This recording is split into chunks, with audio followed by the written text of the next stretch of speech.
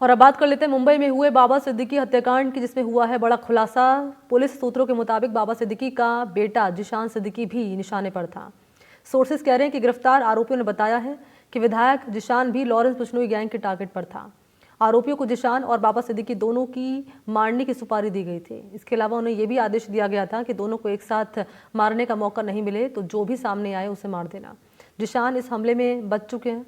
जिस वक्त हमला हुआ उस वक्त जिशान सिद्दीकी अपने पिता के साथ घर जा रहे थे। जैसे ही वो दोनों ऑफिस से निकलने वाले थे, जिशान को फ़ोन आया और वो वापस ऑफिस चला गया। वहाँ जब वो फ़ोन पर बात कर रहे थे तो बाहर से गोली चलने की आवाज़ आई।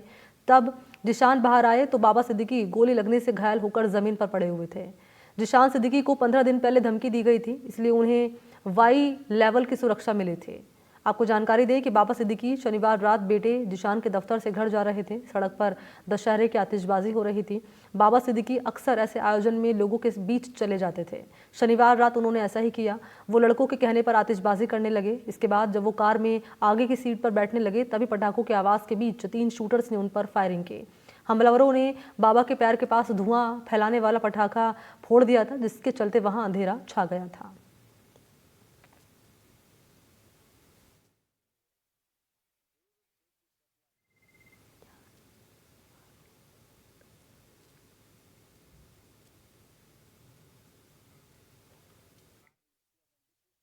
इसी पर सहयोगी पारस दामा की एक रिपोर्ट आपके सामने।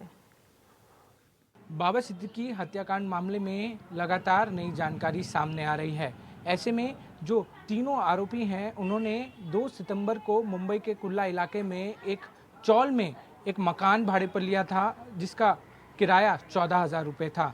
और यहीं कुर्ला इलाके से वो लगातार बांद्रा जाते थे और बांद्रा में बाबा सिद्दीकी के बेटे जिशान सिद्दीकी के ऑफिस की रेकी करते थे।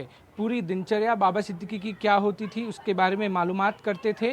1 महीने तक लगातार ये सिलसिला चला और उसके बाद परसों रात 9:30 बजे इन 3 आरोपियों ने एक अन्य और आरोपी के साथ मिलकर इस पूरी वारदात को अंजाम दिया।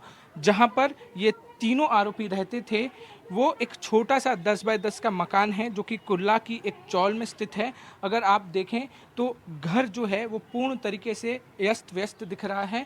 यहाँ पर लोगों की चप्पलें हैं, जो बेड्स हैं वो आप देख सकते हैं। साथ ही साथ जो कपड़े हैं वो वैसे के वैसे यहाँ पड़े हुए हैं। साथ ही अगर आप देखें तो कहीं भी आपको कोई बर्तन नहीं दिखेगा। मतलब ये लोग यहाँ पर रहते ज़रूर थे मगर कहीं ना कहीं बाहर रहते थे, सिर्फ सोने के लिए आते हो उस तरीके का प्रतीत हो रहा है यहाँ पर। साथ ही साथ कुछ ही देर पहले क्राइम ब्रांच के जो पुलिस हैं वो यहाँ पहुँची थी। मुंबई क्राइम ब्रांच की जो यूनिट है उनके अधिकारी है वो यहाँ पर तफ्तीश करके गए हैं। साथ ही साथ जो अगर आप देखें पूरा घर तो बेहद छोटा घर है। आसपास जो है वो पूरा जो इलाका है वो बेहद सकड़ा है और यहाँ पे जो लोग रहते हैं वो भी ये कह रहे हैं कि उनको इस बारे में जानकारी नहीं थी कि ये तीनों जो हैं इस तरीके के होंगे और इस तरीके की वारदात को अंजाम देंगे। इस पूरे मामले में बहुत सारी परतें जो हैं वो अभी खुलना बाकी हैं। वहीं एक और महत्वपूर्ण चीज़ इस पूरे मामले में सामने आई है कि रेकी के लिए ये लोग बाइक के साथ साथ रिक्शा का भी इस्तेमाल करते थे।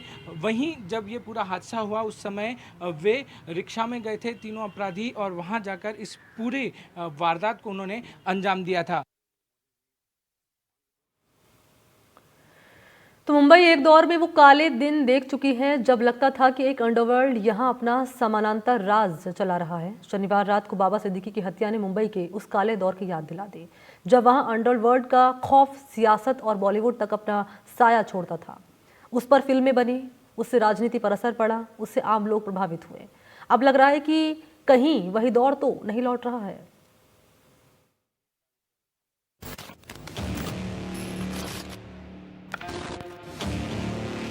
ये शख्स 3 दशकों से कराची में छुपा बताया जाता है, लेकिन उसके लोग मुंबई में हैं।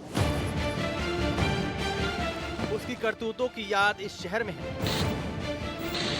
उस पर अभी भी फिल्में बन रही हैं, वेब सीरीज बन रही हैं।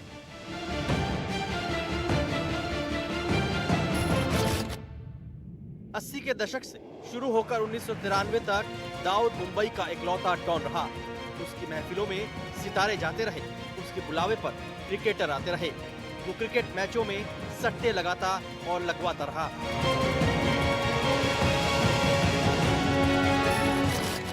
1993 में मुंबई में हुए सीरियल ब्लास्ट के इस आरोपी नंबर 1 ने इसके बाद फरारी का रास्ता चुना, लेकिन दाऊद से पहले भी मुंबई में कई डॉन राज करते रहे। 70 के दशक में करीम लाला की तूती बोलती थी, जो सोने, शराब और जुआ घर का कार्टेल चलाता था। अपने सफेद कपड़ों और सिगार के लिए मशहूर हाजी मस्तान भी सोने की तस्करी के लिए जाना जाता था, जबकि कभी उसके साथ रहे यूसुफ पटेल ने बहुमंजिला इमारतों की मार्फत अपना कारोबार फैलाया। 90 के दशक पर लौटे तो दाऊद भले ही मुंबई से चला गया, लेकिन उसके साथ ही छोटा शकील और दूसरे लोग यहाँ अपनी दहशत फैलाते रहे। कभी दाऊद का साथी और बाद में दुश्मन बना छोटा राजन भी मुंबई के मैदान में उतरा। उन दिनों गैंग वॉर जैसे आम थे और पुलिस बंदूकबाजों का पीछा करती थी। सोना चांदी अब पुरानी पड़ चुकी चीजें थी और अंडरवर्ल्ड के कारोबार के केंद्र में ड्रग्स, जमीन, बॉलीवुड में दखल और वसूली तक चले आए। 1997 में गुलशन कुमार की हत्या इसी खूनी खेल का नतीजा था। इसके पीछे संगीतकार जोड़ी नदीम श्रवण के नदीम का भी हाथ माना जाता रहा। इसी केस में अबू सलेम का नाम सामने आया। माना जाता है कि जिसने इसकी सुपारी ली। 1998 में शिवसेना के 6 कार्यकर्ताओं की मौत माफिया हमले में हुई।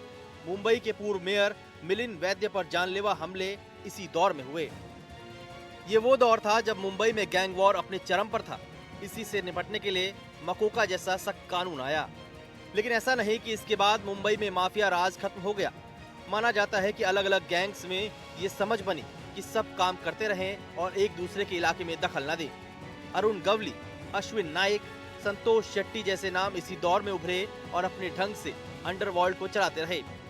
इन्होंने राजनीति में भी दखल दिया और चुनाव लड़ने से लड़वाने तक के खेल में लगे रहे।